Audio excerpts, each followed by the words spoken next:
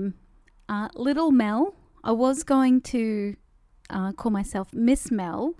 However, again, that S with the M, I can't be Miss Mel. I thought it'd be a cute little homage to my, old days as a classroom teacher, Miss Mel. But yeah, no, I can't do that.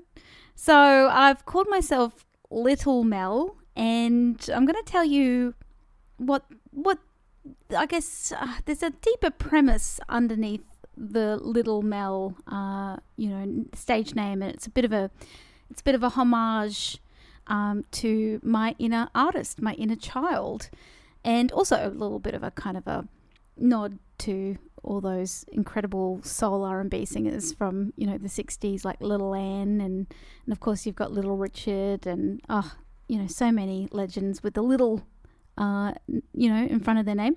So yeah, that's what we're going to talk about today.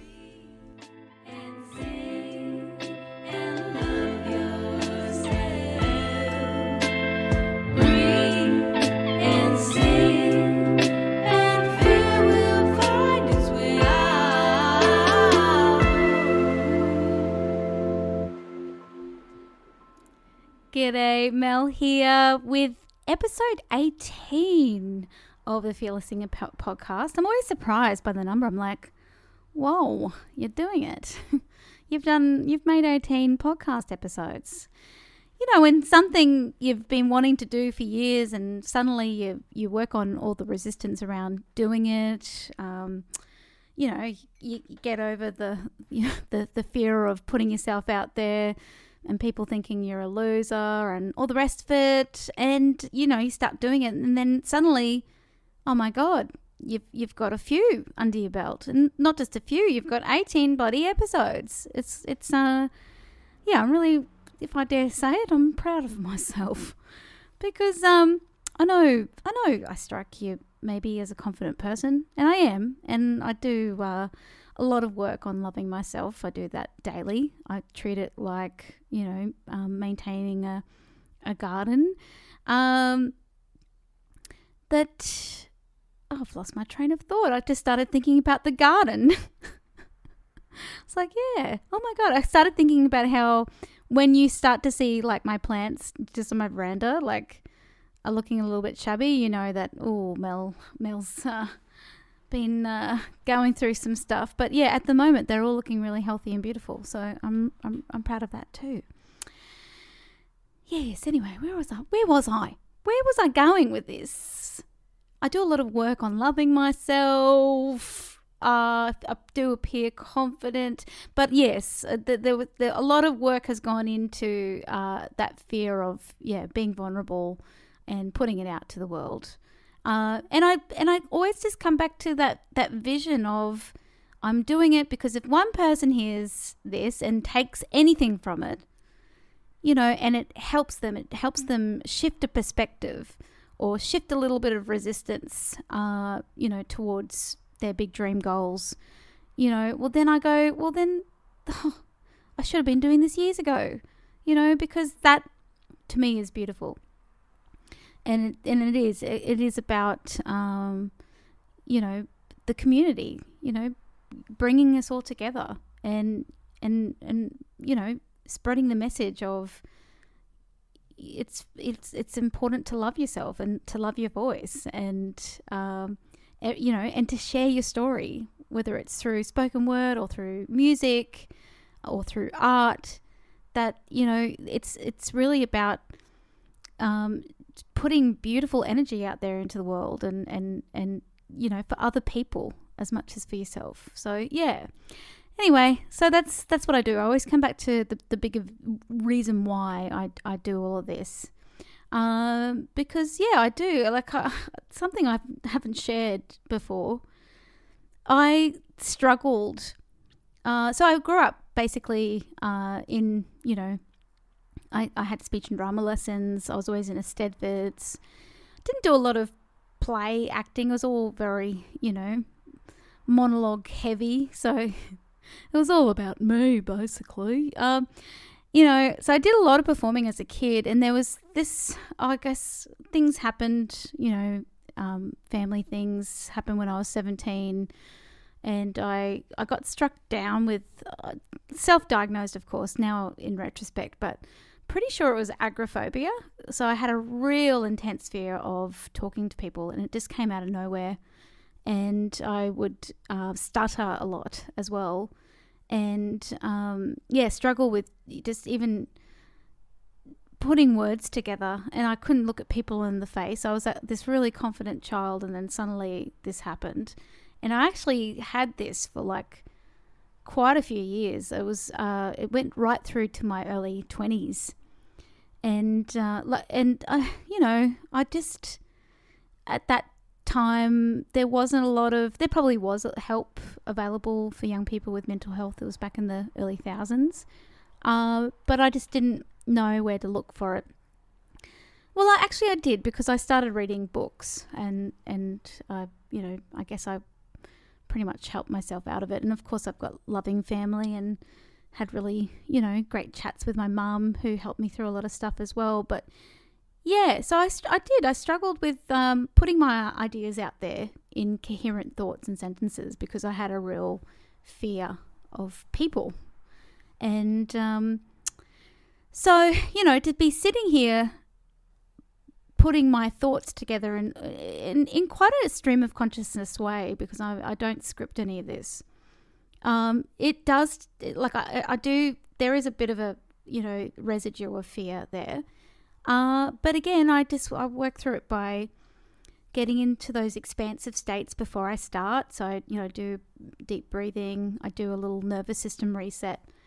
I just also make sure that I've drunk plenty of water before I've done it. And I also just say to myself, if I get a bit tongue-tied, that's okay. That's you just showing you to the world. Like, this is authentic me. I'm not trying to put on any voice, or I'm sitting here on a very hot Sunday afternoon, sharing my stories with the hope that someone will listen and get something from it, and it will expand their consciousness, and then they will share that gift with somebody else. So yeah, which brings me on to the actual topic, which is Little Mel is my new stage name project. And initially it was a little, like I said before, a nod to all those wonderful, 60s soul singers that I absolutely adore. But actually, I've been doing the Artist Way program again, and it occurred to me that, through the teaching, is that our inner artist is our inner child. And yeah, it occurred to me that actually Little Mel is that. Little Mel is literally that. It is little young me, finally has a voice and singing what she's always wanted to sing. Because I grew up listening to all sorts of music, but I always gravitated towards jazz, blues, soul, and country. I love country, old country. And that's what I'm doing in this project. And yeah, I love Nina Simone. I know she's more of a jazz, not soul. She did a lot of different things in her career. So it's like finally Little Mel has a voice. And for many years I've kind of just neglected her a bit. Just, I guess everything, even creating this business as well, Fearless Singer, it was all very serious, had to be done properly, and this is a very serious purpose that you have, and you can't take it lightly, and in that I would give all my students and my community grace, talk about the idea of play, being playful, being curious. Also, inviting your inner child to be with you in the room when you're singing. And like when you're feeling frustrated with yourself, imagine your inner child sitting there, and, would you yell at a kid for not doing, the things that you want the kid to do, like, musically or creatively. It's like, no, you wouldn't. You'd be very nurturing and supportive and encouraging, So, like, I've taught that. However, at the same time, obviously, I honor my inner child now, and I've done a lot of work on that. But yeah, I wasn't giving my inner child that same grace that I was, when I was what I was teaching other people to do. I was a little bit of a hard taskmaster on my poor little Mel. But now it's like, no, I'm giving her full creative license expression. She can sing whatever. I'm not going to swear on here, but sometimes I will probably swear, by the way. But today I'm not feeling sweary. But I'm going to let her sing whatever the bloody hell she wants. And whatever strikes her fancy, 1 week. And this is, honestly, I'm so excited because I'm doing a regular spot at the Bearded Lady here in West End with Harvey Blues, who, by the way, is teaching here at Fearless Singer Studios Wednesdays and Saturdays if you want an incredible guitar teacher who could also, if you're a singer, teach you to accompany yourself. And also, if you're a singer, can actually you can hire him just to sit and play with you while you sing. So you get that experience playing with a musician, and he can teach you how to interact with other musicians. So please check that out. He's on my website if you want to read more about him and book in for a lesson. So anyway, I diverged. But yeah, we have this regular spot at the Bearded Lady. So little Mel performs after Harvey Blues. It's so funny how I'm talking about my inner child in third person. And I've made a real effort this time to just, not sing the same repertoire every time. Like, and I know there's virtue in singing the same repertoire because you really get into the groove of those songs and really know them and are able to really, go and find different layers in those songs because you've practiced performing them in front of people. But my new challenge to myself is to let my inner child find the music that she wants to sing, and then we do it, and it's once a month. And actually, I'm going to start sharing my inner child set list, or I should just say my little Mel set list, because honestly, I don't think I personally, oh God, I sounded a little bit schizophrenic, don't I? I'm like talking about my little inner child as a separate entity, but please, I am very mentally well, just want to preface. And I will continue to talk about my inner child as a separate entity, but she's had creative license. She's been putting together set lists that I myself, adult serious Mel, I don't think I could do that job. So yeah, our inner child, it's really powerful work. And knowing that your inner child is actually your inner artist. So yeah, some things that you can do to activate or give your inner child a voice is that idea of allowing space for play. Giving yourself that time to, take yourself on an artist date. This is directly from the Artist Way program, by the way, by Julia Cameron. It's just a book, and you can take yourself through the course. It's 12 weeks. However, there's a few very powerful tools in that book, and that is every week that you take yourself on an artist date. And an artist date could look like, you could just go to the art gallery, or you could go to an op shop and have a look through things, you could see all sorts of unusual, cool things. You could go to the cheap shop and get yourself some, lovely stationery. I don't know why the cheap shop. You could also go to Officeworks, but I don't know. I like cheap shops because, again, it's a bit like the office shop. You can find all these really quirky things. Yeah, get yourself some stationery and come home and, colour. That could be your artist date. It could look like going to a market, or going to a random suburb in your city that, you wouldn't normally ever go to. And, going out and having a coffee there or something. But the trick is, or the little caveat is that you go by yourself. You don't take anybody. This is your date with your artist, your inner child. And the other thing is morning pages. So what you do is you just get like an old, notebook, and every morning you wake up, do your thing, what you do straight after you wake up. Just don't look at your phone. And then go sit down and, while you're drinking your glass of water, just write out 3 pages of stream of consciousness writing. And it doesn't have to be good. In fact, you could even just write out things like, oh, I hate this. I hate writing. My, wrist is really sore. I don't know what to write. I don't know what to write. I don't know what to write. I don't know what to write. Why am I doing this? This is pointless. Like, it could just be like this big kind of whinge fest. And that's okay. You're not judging yourself, and you're definitely not reading it back. So it's like a dump, of it's literally like a dump. Yeah.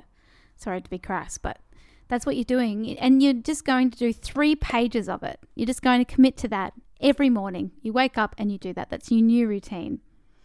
And that does some incredible things. One, it creates that neural pathway and that belief that, I can say I'm going to do something and actually do it and stick to it. And it's just something small and symbolic, and that it doesn't have to be good. Like, it literally is just rubbish, and sometimes you might write the most poetic, incredible things as well. But again, you can't read it back. So it's just also then reinforcing this idea of, not being attached to things. So creating that neural pathway of non-attachment, which is going to help in, other aspects of your life in so many different ways if you read up on non-attachment. So, yeah, artist date, morning pages is a way of giving voice to this inner child, because you're spending time with it, and who knows what you can, well, it's not even what you can create, what your inner child will create. But, those big, beautiful dream goals that I always talk about, you might be living them, and it will be all thanks to you spending time with your inner child. Like Little Mel. Honestly, Little Mel is a dream come true for me. Singing the music that I absolutely have always adored, and soon to be also performing my originals under that name as well. So yeah, come to a gig. I keep my all my gigs up to date on melotherist.com. So all the Little Mel stuff and the Yas Queen stuff, or any other things. So yeah, just check that out. I also have a Bands in Town account as well, where you can follow me there and keep track of all the gigs. And if anything in this episode stood out to you, anything resonated, you have any questions, you're left wondering things, or you just, I don't know, you just have something you want to share it with someone, please choose me. I'd love to hear from you. I love hearing from you. Please send me an email, or you can DM me on Instagram at Melotherus, or at Facebook at Melotherus. And yeah, I'd love to hear what you've been working on, what your big, beautiful dreams are. And love to hear about any experience with, awakening that inner artist, your inner child. And yeah, I'd love to hear about any cool dates that you've taken your inner artist on. And yeah, I'll talk to you soon. Take lots of care.